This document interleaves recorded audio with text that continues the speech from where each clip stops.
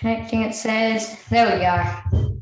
Welcome back, everyone, to another episode of Sporting Max. Today we are joined by the Daily Telegraph journalist, award-winning basketball journalist, and now he's in a new position as Australia's only full-time basketball journalist, Matt Logue. Welcome to the podcast, Matt. It's an honour to have you on. How you going at the moment? Mate, fantastic. Thank you for having me. You say it's an honour for yourself, but mate, it's an honour for me. I've been keeping a close eye on your podcast. Mate, it's terrific. Great interviews, and as I said to you, before the show, you remind me of myself when I was a young bloke, growing up in Dubbo, hanging around my godfather, plugging in a few chords at the broadcast field, and wanted to be an aspiring sports journalist. So, mate, you're on the right track. So, yeah, mate, I'm just really happy to be on here and have a chat. Thanks, Matt. I really appreciate your feedback. Now, I'd like to start with sort of your childhood, and can you take me through what growing up was like for you? Yeah, so growing up in Dubbo, in country of New South Wales. So I grew up in mum and dad and my little brother, and sport was just my world. So I played everything from basketball through to rugby league, bit of swimming, athletics. But rugby league and basketball were my two sort of major passions, and journalism, funnily enough, was my major passion. I remember being a young guy, I get sent to my room if I was naughty, and I'd get my cards out, and I'd pretend I was one of the great commentators in the sport. Yeah. I dreamed that of one day being a sports reporter. So I remember approaching mum and dad and saying they could see that passion from a young age, and they said, well, that's what you want to do. You got to work hard. And so I remember my godfather back home in Dubbo, Jeff Mann, he's a sports broadcaster. So I'd go and help him plug in the chords. I'd write his stats, and I'd help him compile his weekly rugby league report. Wow. And then when I was in year 9, I went down to the local paper in Dubbo, and I said, what can I do? And I did work experience there, and I ended up doing some weekly reports, and I really went from there, mate. I think the biggest advice I could pass on to any aspiring young sports reporter or a person that's keen to get into sport is when you're young, get out there and get involved, get experience like you're doing with your podcast, because it'll pay off. But yeah, mate, to answer your question, growing up in Dubbo, it's a good country town. People love their sport, and so I think that helped me fall in love with sports journalism, because it's like a second religion out there. They love all things sport. You mentioned sitting there with the cards, pretending you're commentating as one of the great commentators in the league. That's actually what I do for the NBL. Just as soon as I'm just sitting down at home, I'll get me a list of players. I'll try and just memorise them if I can. Try and learn as many players' names as I can before the season starts, and then sit back on the couch at home, and my dad will be sitting there like, "What are you doing, mate?" And I'm like, just practicing. Mate, that's terrific, and seriously, that's how a lot of the legendary commentators in all sports. That's how they learn. Like John Casey with the basketball, with the Olympics. Yeah. Ray Warren in rugby league, Dennis Committee in the AFL circle. They do that from a young age. So I was definitely like that. I remember out the back, I used to have an NBL basketball ring, and I used to play and then try and commentate at the same time. And used to think I was Andrew Gaze, but don't ever eventuate, because I'm 5'0". I could have been a track work jockey, but definitely not a professional basketballer. But that's when I thought, well, I'm not going to really. I love my sport, but I was never going to make it at the highest level. What can I do? What's that next best option to get to that level? And it's sports journalism, and I've been blessed to rub shoulders with people like Andrew Gaze, who I now consider, he was one of my idols as a kid, and someone now who I respect greatly through my role as a sports reporter. Now, throughout the podcast so far, we've had many great athletes from the old Melbourne Tigers and Southeast Melbourne Magic. Were you a Tigers man or a Magic man, or were you one of the New South Wales teams? Yeah, well, growing up in Sydney, I love the Sydney Kings. Leon Trimmingham, I remember he came to Dubbo. They did a pre-season game, the Sydney Kings, at our basketball court, which is across the road from my local high school, and it was like the circus had arrived. It was so exciting, and they put on a show. It was that that American flair and pizzazz. It was so cool, and it was a land of the giants. It was these guys that had turned up to country New South Wales, and it is primarily a rugby league town. But to see these unbelievable athletes put on a show, I'll never forget that. And I think that's what made me really also fall in love with basketball, because that was a really golden period, and you've had so many great guests on, but I grew up when basketball was humming, it was buzzing, and you had the likes of Southeast Melbourne, the Tigers, the Giants. Like Melbourne had so many teams, and it was at each other. And as I said, I used to pretend I was Andrew Gaze in the backyard. So while I was a big Kings fan, I think the ultimate respect was for someone like Gazy. And then as I got a lot older, people like Andrew Bogut. What he managed to achieve is, was incredible, and we were fortunate to see him back here on Australian shores as well. So how did you get, your first break as a journalist, and what did you do? Yeah, it's a great question. As I said, I started doing work experience from a young age, from about 8 onwards, which is really young, but passionate about. And then when I finished high school, I went to Bathurst University, and I studied journalism there. And I think I had 16 A4 folders full of stories. And basically, when I finished my uni degree, the lecturer said, you need to take all those folders and you need to that is what's going to help you get a job. Obviously, your journalism degree means a lot, but it's your experience. So what you're doing now is great. So my recommendation would be to keep all these podcasts, keep everything that you do, because when you finish and then you're going to look for a job, that's what's going to get you over the line. And I'm very lucky that I was given good advice on that from a few lecturers and fellow colleagues. And my first year out of uni, I was very fortunate that I ended up picking up my dream job as a 21-year-old at Rugby League Week. Now no longer around, but it was the old Bible. And I'm very fortunate that that was a great job, and I got to interview guys that I looked up onto on TV as a youngster, and next thing you know, I was there interviewing them. So I started out at Rugby League Week and spent a decade there, and then I went to the Newcastle Knights briefly and worked under Wayne Bennett when he was at the Newcastle Knights. Went back to Sydney and had an opportunity to work with Big League, the other rugby league magazine, and from there I picked up the Daily Telegraph and picked up basketball, and from there I haven't looked back. I'm, as you said in the opener, now full-time basketball reporter, and I love it. As I said, I'm only a short bloke, so I'm definitely there's a bit of a height difference. Same as me. But basketball is such a terrific sport, and I love the culture and the people involved. You mentioned your time. I think you mentioned a decade at Rugby League Week. What was that like to be a part of sort of a report like that? Oh, it was amazing. I was probably lucky that it was a time in covering sport, and not just rugby league, but sport in general, where the access was a lot better.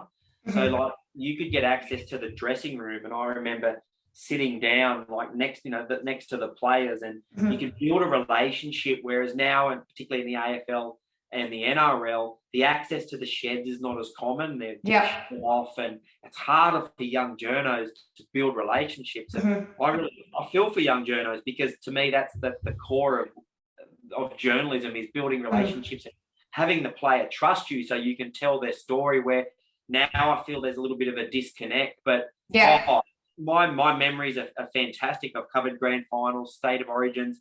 My first year as a young reporter, I remember Shane Webke, who played for the Broncos and Queensland. I built a relationship with him during the season, and after they won the grand final that year, he goes, I was in the shed, grand final winning shed, and he goes, Matty, he goes, mate, give me your phone. I handed him my phone, and he handed me the trophy. And he said, there you go, mate, hold the trophy, and took a photo. So, you know, I was on cloud 9 as a young, you know, 22-year-old at the time.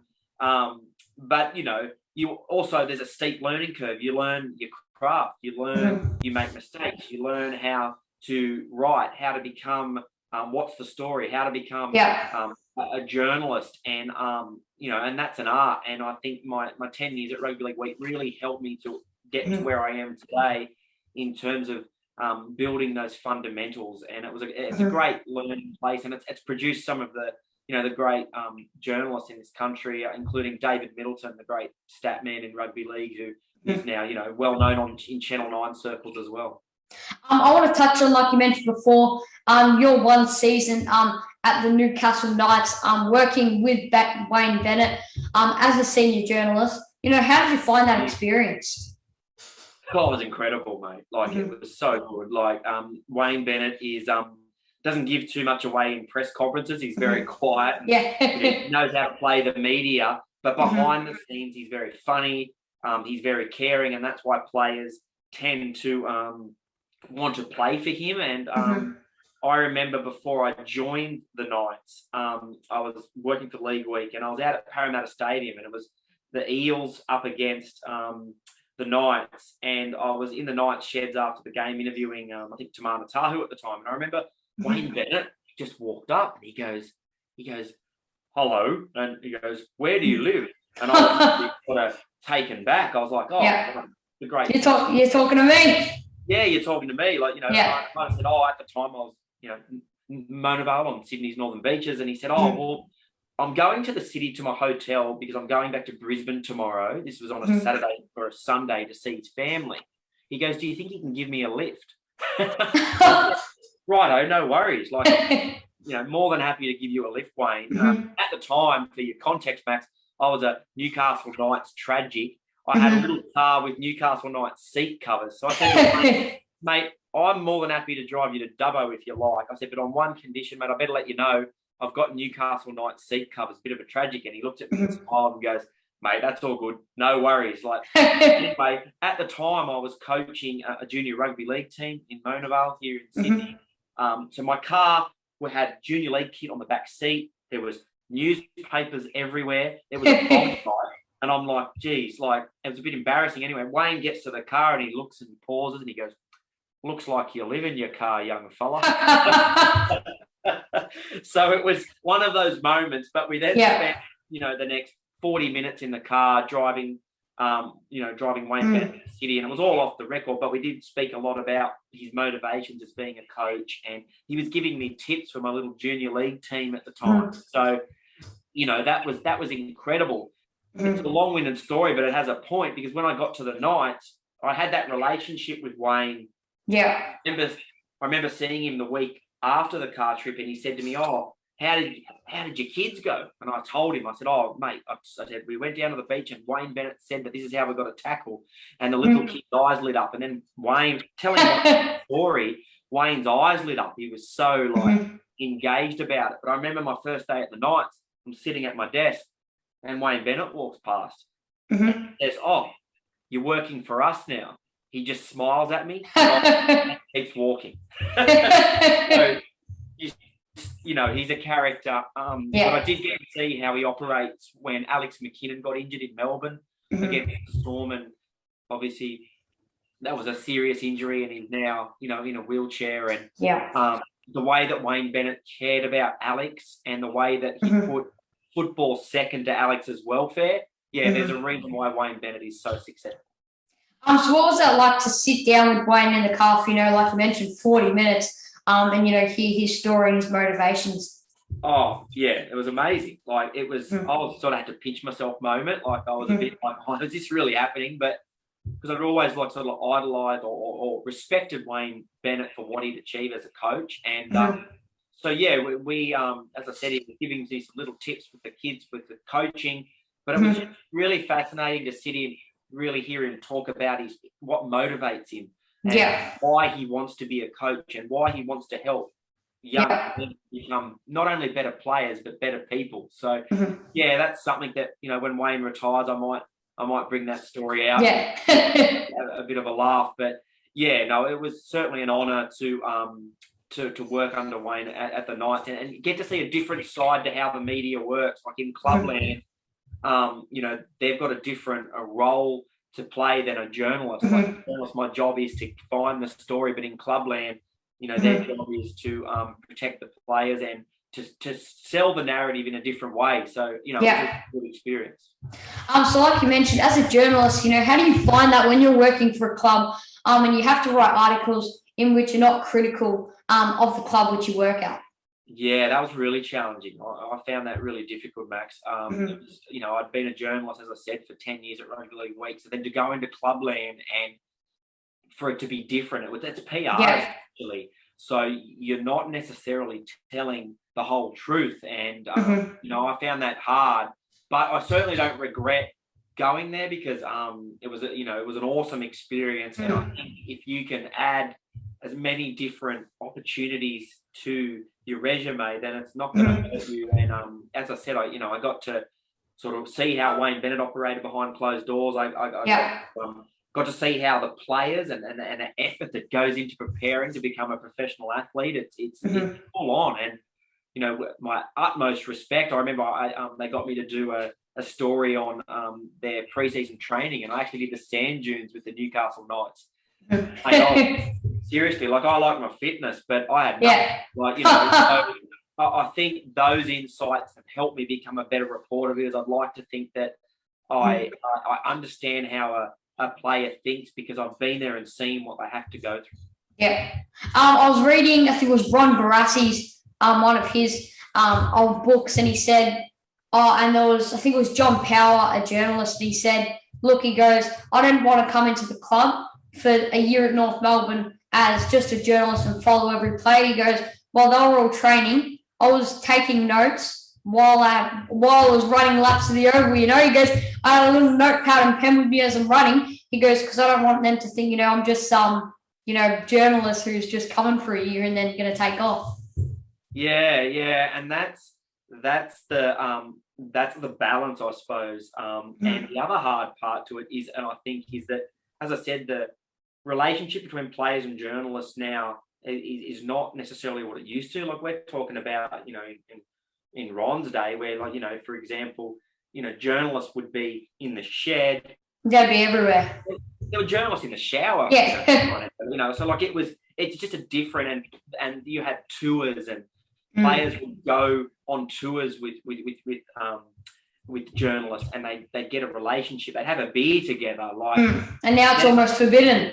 Yeah, now you know, and I find that, you know, that's sad. I look at some of our you know, our older sports reporters, and they really were blessed to be part of the heyday when you know, that's just what it was like. And I really hope that we can come full circle and that can return, because I feel like for the next generation of young sports journalists like yourself, Max, I think I'd love to see you guys get that same access so you can build the same relationships. Because, yeah, I know the world's, you know, going, you know, a little bit negative and that contributes. But I feel like at the end of the day, the best sports journalism is built off relationships. So what's your philosophy as a journalist?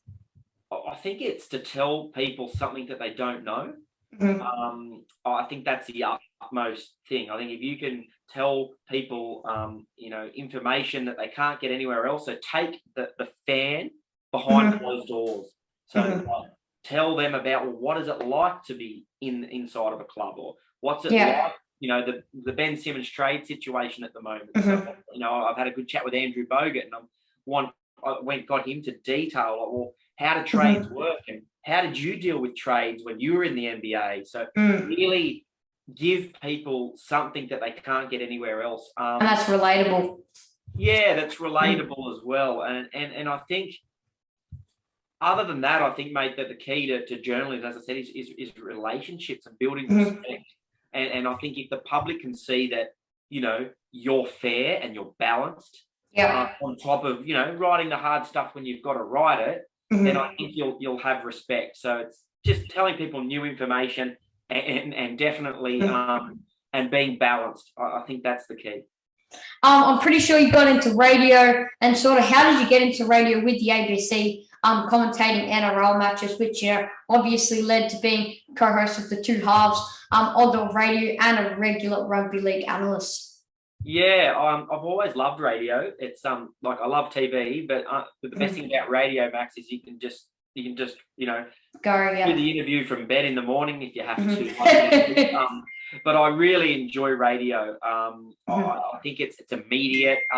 I just showed a little bit of initiative and reached out to a few stations and said, look, I'd love to help you out. And as you said, that led to a few sideline interviews covering NRL matches for the ABC radio. And then I ended up doing a show as well, the two halves with Amanda Shalala, a rugby league show. And yeah, that was great. And even today, I still do a lot of regular radio across the nation. And it's a forum I really enjoy because you've got your print work and some TV stuff, but it's good to talk about your stories or talk about the issues in sport on radio. So yeah, it's definitely a platform that I'll continue to work on.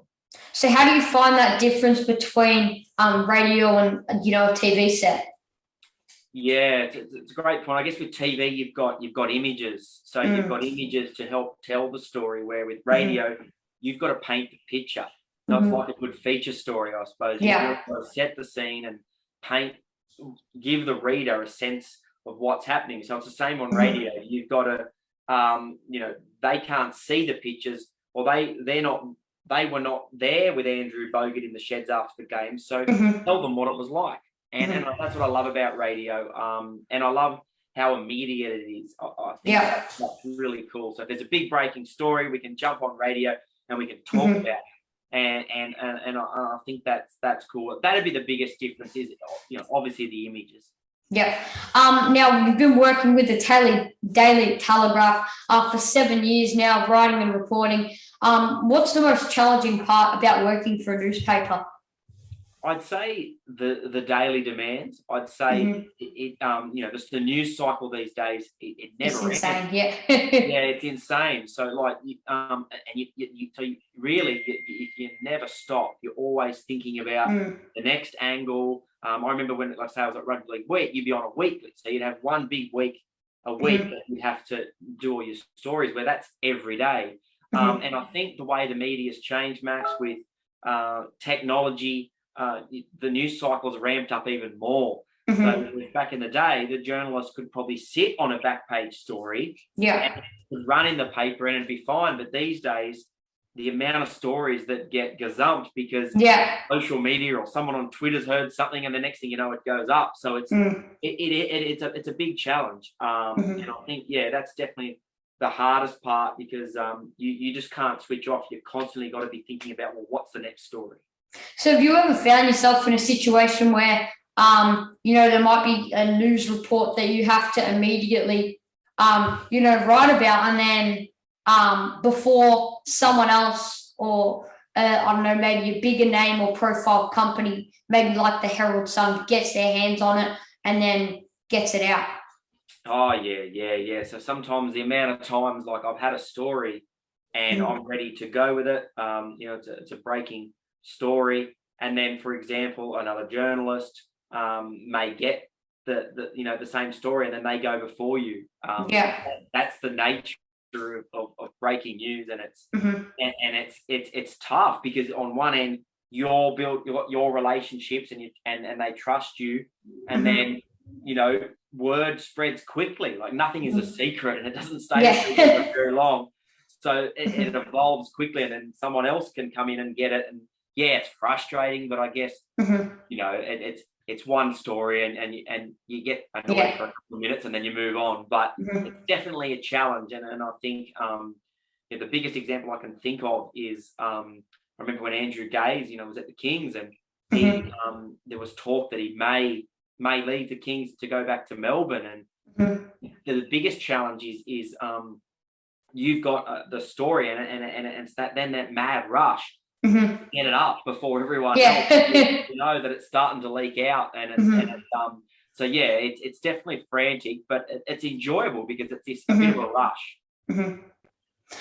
So in 2013, you published your first book, Eelectric, the story of Parramatta's golden era.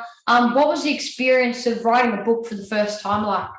Oh, enormously challenging. Yeah, I was still pretty young. I co-authored Eelectric with one of my friends, Adam Bennett, he's a reporter, and it was great. The concept of the book was interviewing a lot of those 80s Parramatta players who could easily be mistaken as my dad in 1984. But it was great to sit down and chat to them about such a successful period for the Parramatta Eels in the 80s when they won, 4 premierships. They were the powerhouse of the competition alongside the Canterbury Bulldogs. And I think probably one of my favourite anecdotes was sitting down with Eric Groth Sr.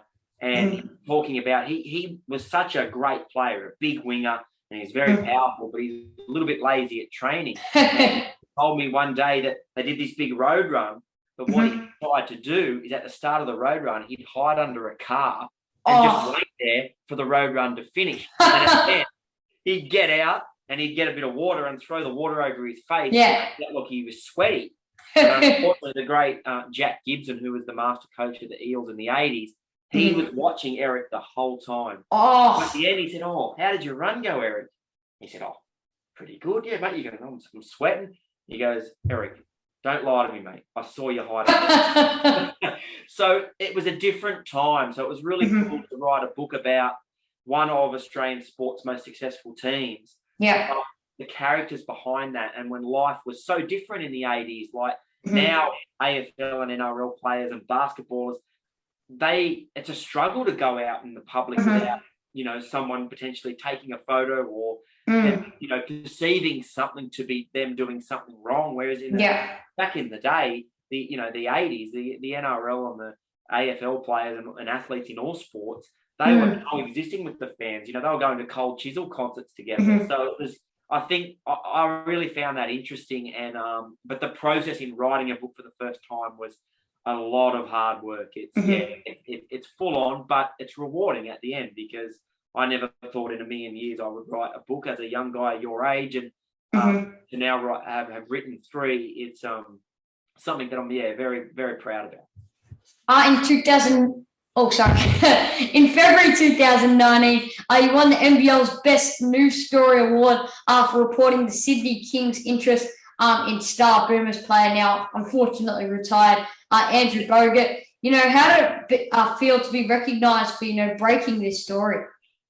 Oh, it was incredibly humbling, Max. I think for me, that's like a story that I'm particularly proud of, because we got wind that the Sydney Kings were interested in Andrew Bogut, in signing Andrew Bogut and bringing him back 3 months before it actually came to fruition. So, that was something that, and given the significance, Max, I think, of Andrew's signing with the Kings, and now we look back in hindsight, how big that has been for Australian basketball. Yeah. For him to come back and to pave the way for the likes of, Delhi, who is now playing with, Melbourne United, and more NBA players to come home. But it was also the way that Andrew played. Like, he came back to the Kings, he won MVP. It was just a joy to see the number 1 draft pick, Australian guy who went on to win a championship with Golden State, back on Australian soil with the Kings.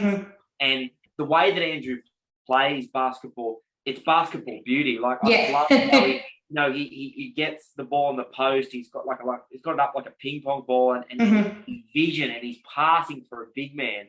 He's just, and to be on the sideline and to be able to see that here, I thought was just incredible to watch. And I think he's really inspired a lot of people now, and he's put the NBL on the map, when in the past he vocally said, Andrew, that we would never come back to the NBL because the standard wasn't high enough. Well, the standard of the league was high enough for Andrew to come back, and now look where the league's going. It's a legitimate breeding ground. The NBA, this season coming up, there'll be players from all over the world competing. Ariel Laporte.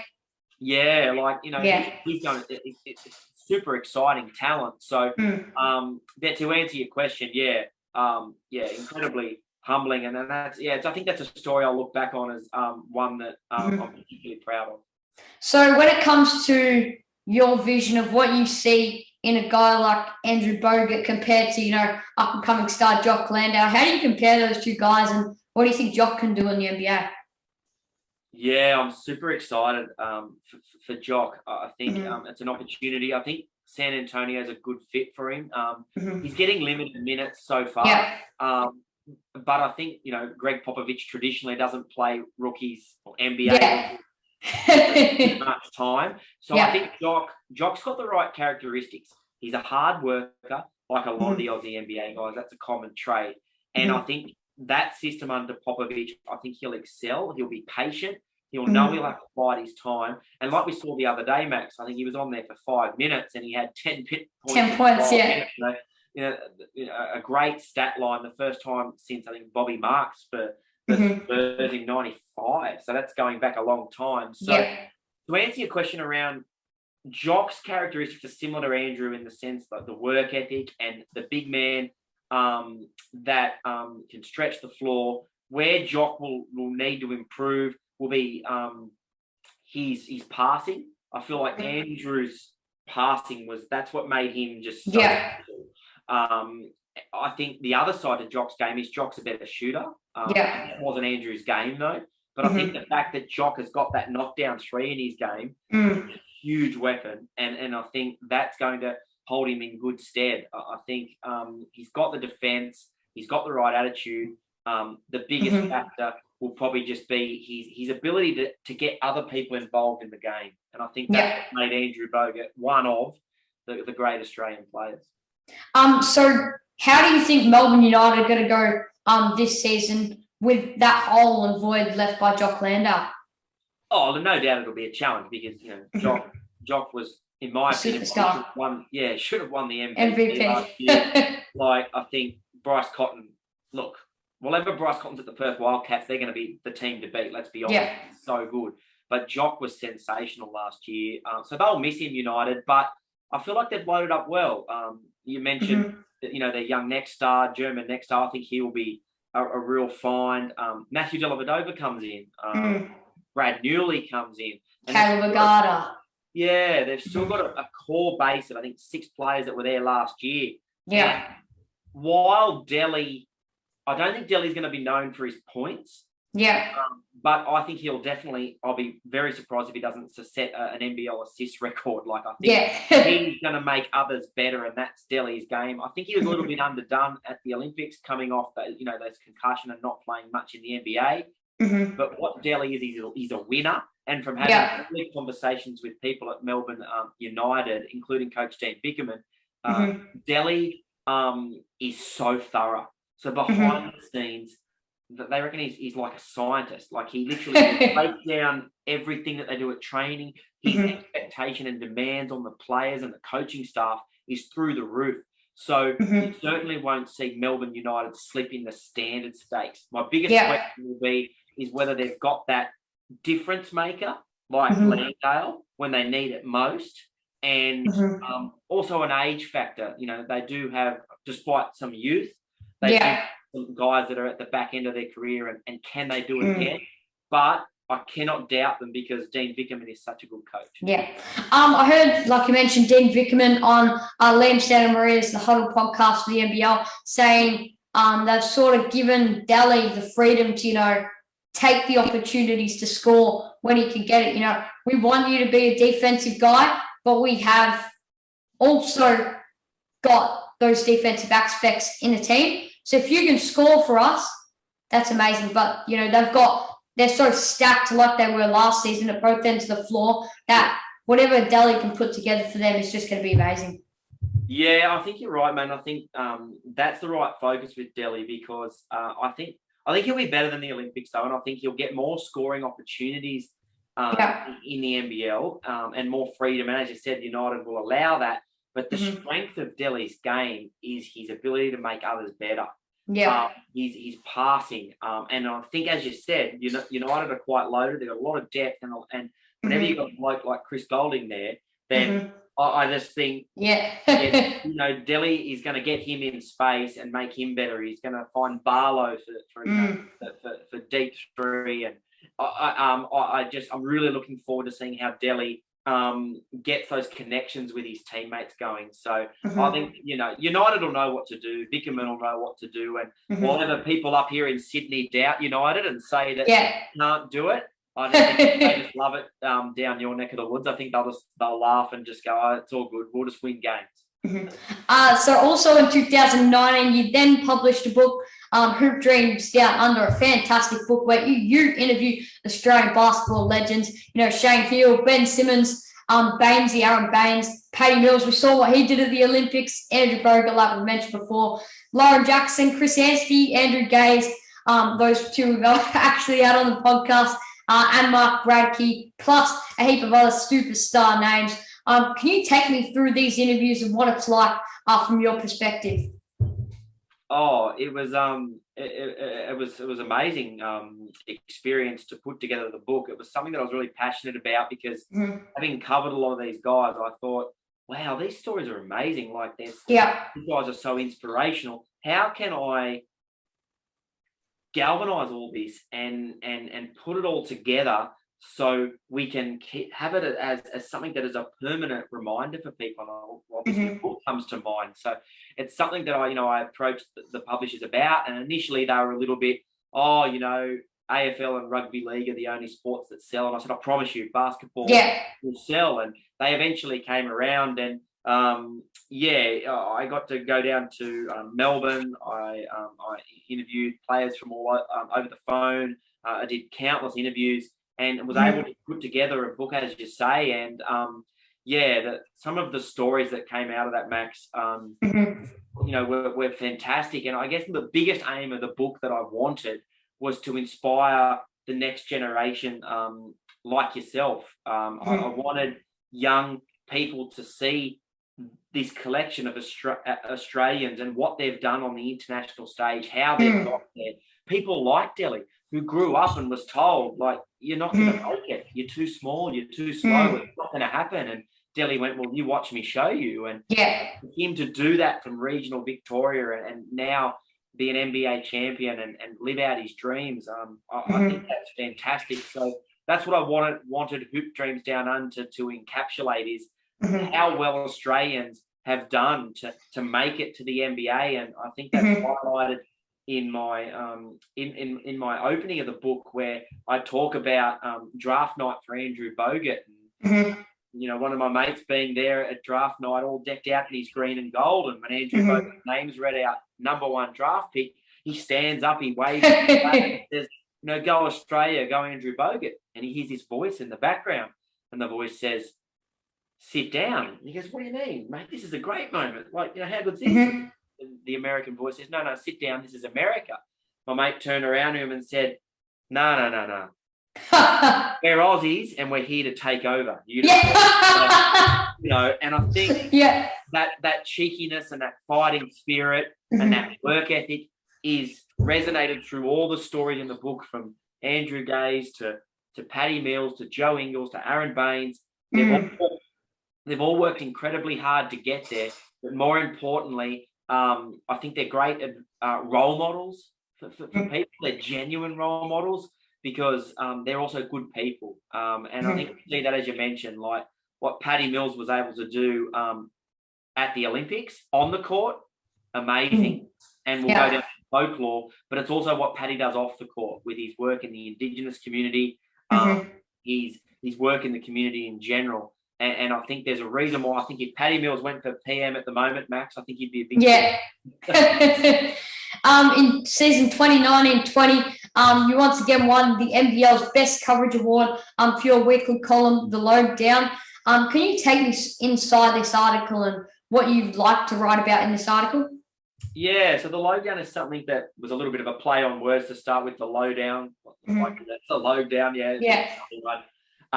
and the premise of it is really around the breaking news, whispers, gossip in and around basketball circles in the NBL, NBA, Australian basketball, also women's basketball. And I'm really happy that the column is back now in my full-time role as a basketball reporter, and it's every Monday in all the papers nationally. And it's good. I really enjoy it. It's a challenge because every week you've got to make a lot of calls, and you've got to really try and get to the bottom of what's happening in basketball and get really good news. And it's built off the fundamentals of journalism, of relationship, and contacts. And I think it's great. I think it's great for basketball, and that's my fundamental motivation is that basketball every Monday has got a national column where all the teams are, I try and get all the teams represented. So everyone, it can go in the Brisbane paper, it can go in Sydney, it can go in Melbourne. I think it's something that is great for basketball. And I think we're also about to turn the column into a podcast as well. So, so watch this space. We've got some exciting content coming. Now, I want to briefly touch on the Australian Boomers. I mean, Paddy Mills, 42 points, everyone playing their part. But how does it feel for you to watch these guys and knowing, you've interviewed some of these world superstars? Oh, I tell you now, Max, like everyone watching the Boomers at Tokyo, it was quite emotional, if I'm being honest. Like it was just having seen that 6-decade journey, and I haven't seen the whole 6-decade journey, but I covered the World Cup in 2019 in China, and it was at the time the fourth time that the Aussies had finished fourth, and I was actually sitting next to Andrew Gaze, the great Andrew Gaze, who's so passionate, and he was fantastic on your podcast a couple of weeks ago, and thank you. he it was the Spain game at the World Cup, the semi-final, and they led. They had it in the bag, and they ended up losing in double overtime, and that was a guaranteed medal blown. That was gut-wrenching, yeah. It was so gut-wrenching. And I remember sitting next to Andrew Gaze at the time, and this roller coaster of emotions. He was up. He was like, because Gazy had been there. He'd finished fourth, and he'd known the pain like in Sydney. And I think he thought, oh, here's our chance, we're going to do it. Like, and his eyes lit up like an excitable child. Like, but then to go from that excitement to that crushing blow of the guys, not being able to get the job done, and then a week later losing to France in the bronze medal game, and Gazy's face, he was just shattered. Yeah. So then flash forward to Tokyo, and you see the sheer elation of this 6-decade drought being broken, and the hard work. And I'm there filing my story. I couldn't go to Tokyo for family reasons, but I'm here in Sydney filing my story. And we all saw the footage afterwards of Gaze. Yeah. 7, and he's in tears, and he's talking about the DNA of so many hardworking people being on this medal, and he's putting up, talking about the legacy of his dad, Lindsay, and what he has put into basketball and how much this means to him. And I thought, geez, this is the most celebrated bronze medal in Australian sporting history. But seeing Gazy tear up, I'll be honest, I was struggling. Like I was in tears myself, because I'm just like, just the emotion of having seen Gazy at the World Cup and seeing how much it meant to him, and then now them finally fulfilling that and winning that medal. It was just a terrific moment, and it's actually a moment that I'm going to write about. I've actually been approved to write another book. Wow. So I'm going to write a book on the Boomers and the 6-decade journey to that glorious moment, and we'll put it out before Paris. So again, a bit more hard work coming, but it was just a moment that just had to be documented, Max. And as I said, it was it was a real honour to see the Boomers finally win that medal, even though I wasn't in the building. So Josh Giddey, I mean, what a superstar. We've seen, the only person to have a double-double at his age alongside LeBron James. How do you see his future going in the NBA, and also for the next generation of Aussie Boomers alongside Josh, also Josh Green, Matisse Thybulle, Dyson Daniels? Yeah, it's super exciting. I think booking tickets for Paris now, I think sky's the limit with that young core. Hopefully Ben Simmons can be a part of that moving forward. To answer your question around Josh Giddey, well, wow, like his start to his rookie NBA season has been, very impressive. He looks comfortable, which is and he looks like he belongs, which is a fair effort for a 19-year-old. He makes it look so easy. He really does. He looks calm. Like the other day, Yeah. The defense on the Clippers rushed up on him, I think, and he just casually just went, no, yeah, no worries. No, yeah. And I was just like, and I think, Max, that's a testament to his upbringing. I think he's been around basketball. His dad, he's a Tigers legend. So he's been around basketball and basketball systems since he was knee-high to a grasshopper. Yeah. And he clearly is very hard-working, and he's very humble as well. So I think that's going to put him in good stead. The biggest thing for me, Max, about Josh Giddey is all the great athletes, no matter what sport it is, have time. Yeah. They can make a play look like it's slow motion. Yeah. And I think he has this remarkable ability to slow things down and 9 times out of 10 find the right pass. His passing ability and his ability to make others better is special.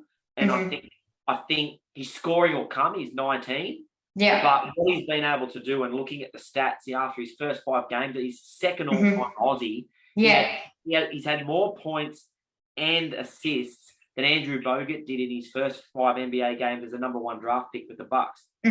That's a fair effort. He's also had more rebounds than Luke Longley did after his first 5 games in the NBA. So I think the kid's had a great start, but I think what will help him moving forward is the fact that he'll keep his feet on the ground.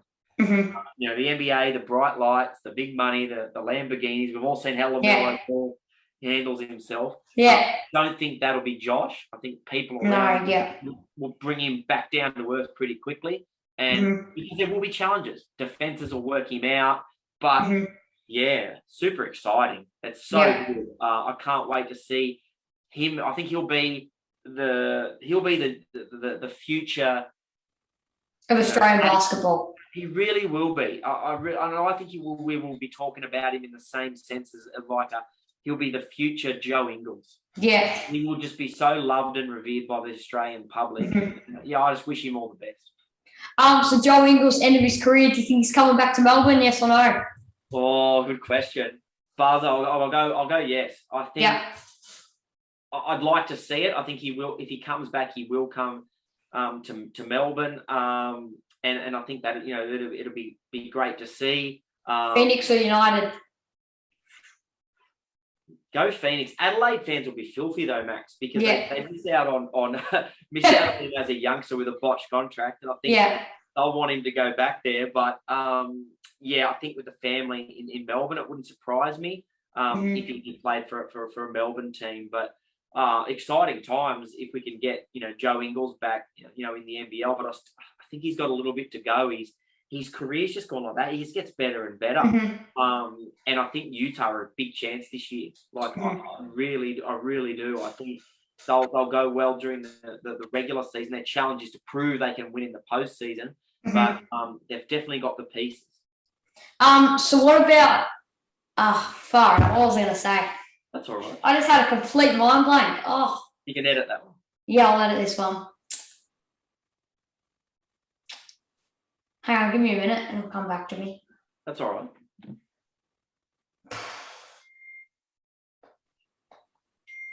Oh, yes, got it. I've got it.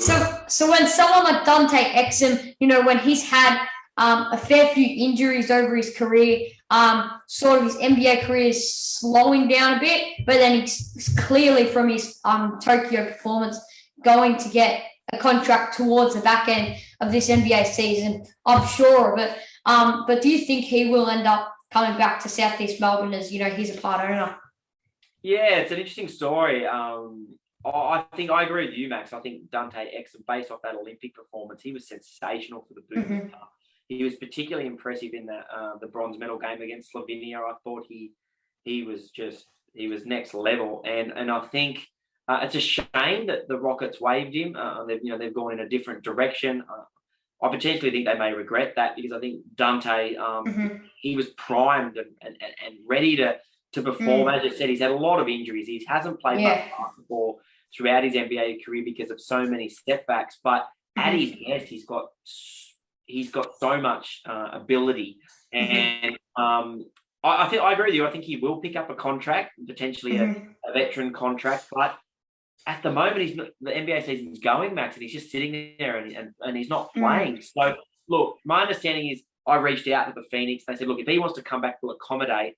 The other side to that, I guess, is that the Phoenix don't necessarily need Dante Exum. They need, they need another player. They need, maybe another big or a backup forward. They don't necessarily need Dante Exum, another guard, because they've sort of got a lot of those positions, covered. That they've got Ryan and they've got Creaky. So it is hard, but geez, what do you do, Max? It's a tough situation. If Dante's sitting there waiting and is not playing any basketball, it wouldn't hurt to come back and play a little bit.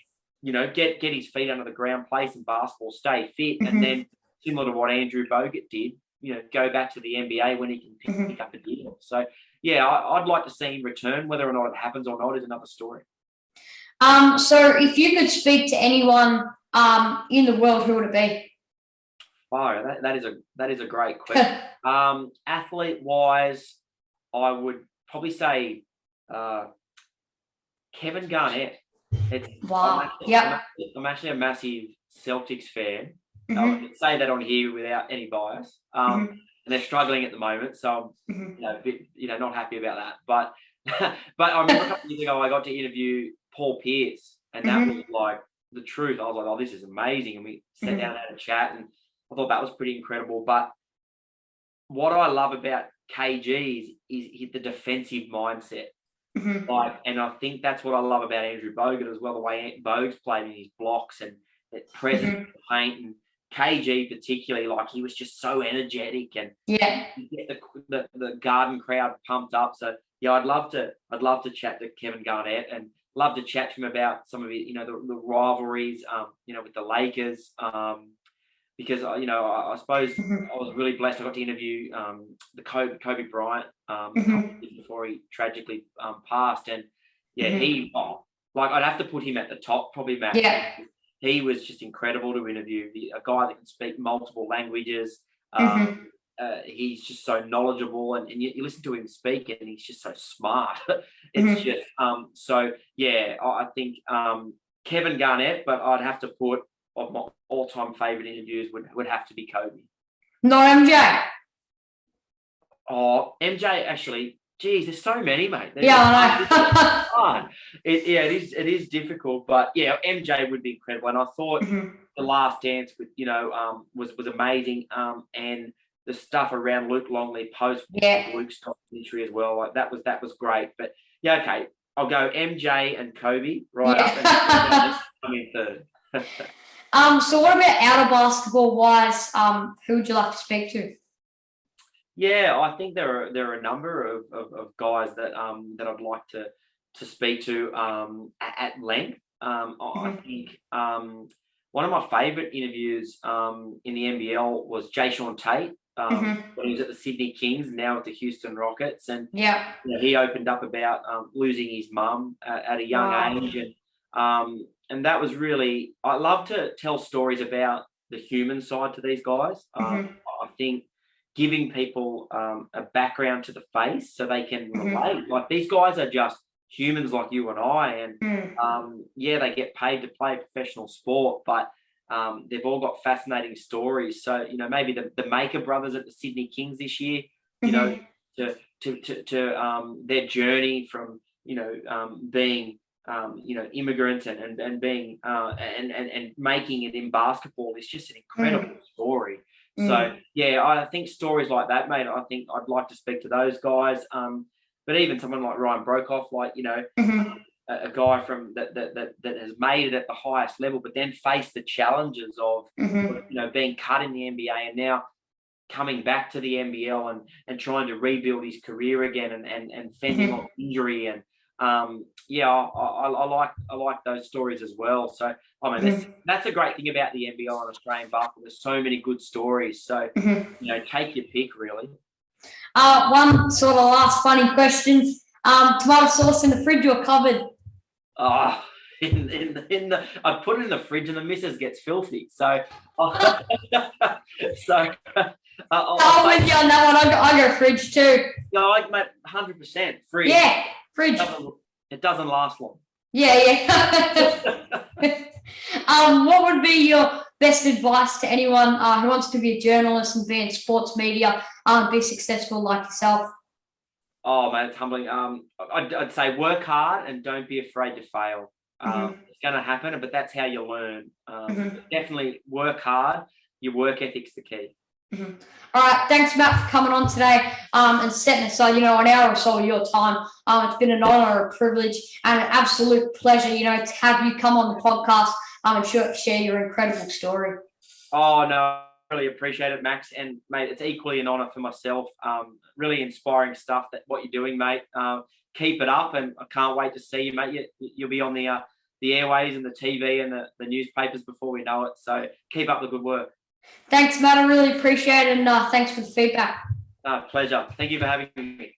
Thanks, everyone. Stay tuned, everyone, for Sporting Max.